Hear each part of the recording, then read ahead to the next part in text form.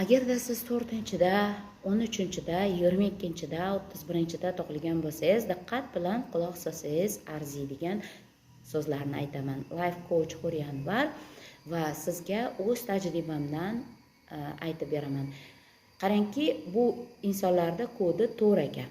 Aynan men ishlagan inson o'ta yaqin insonida, erkak odamida, shuning uchun 4 kodiga ega. Ya'ni men buni yuqorida to'liq ma'lumotlarni berib o'tganman, albatta topib eshiting. Agarda siz qaysi chisloda tug'ilgan bo'lsangiz, o chisloni kommentariyaga yozib qoldiring va albatta bu haqida ham sizga ma'lumot berishim mumkin bo'ladi.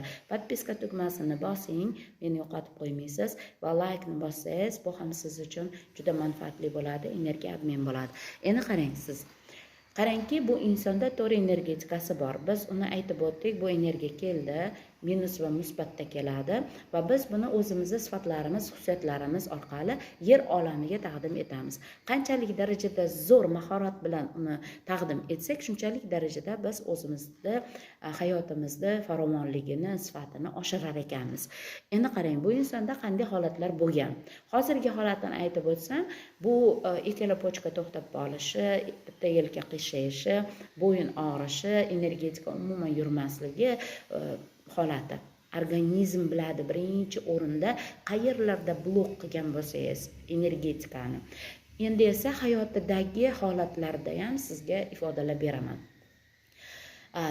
Biznes sohasida dunyoni boshqara oladigan kuch borda, bularda quvvat bor, jasorat bor. Endi qarangki, bular qutqaruvchilikka o'tib ketishgan. Ya'ni krizis, masalan, biznes qilgan haqiqatdan bu odam ham, lekin tizimi ham rejalari buzilgan.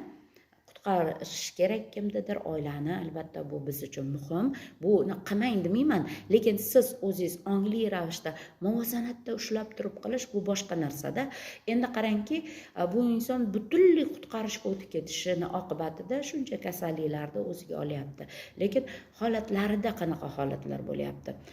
Qarang, krizisga uchradi, qutqaraman deb, kerak bo'lsa tuhmatlarda qoldi. Bu og'riqlar yurakka javob bo'ldi, butun hujayraga. Keyin esa yana bir uni maydonida ishonchlilik, mehnatkashlik, butun dunyoni boshqara oladigan darajadagi kuch, jasorat borda, u Xudo tomonidan berilganda, uni his qilib turib elita odamlar keldi va unga ishonch bildirib biznes taklif qildi va o'zini generalniy direktor darajasiga olib chiqdi. Lekin bu yerda ham o'zi qilgan mehnatini ta'min topmaganligi uchun, boshqa insonlarni qutqarganligi uchun oqim teskari ketib, o'zi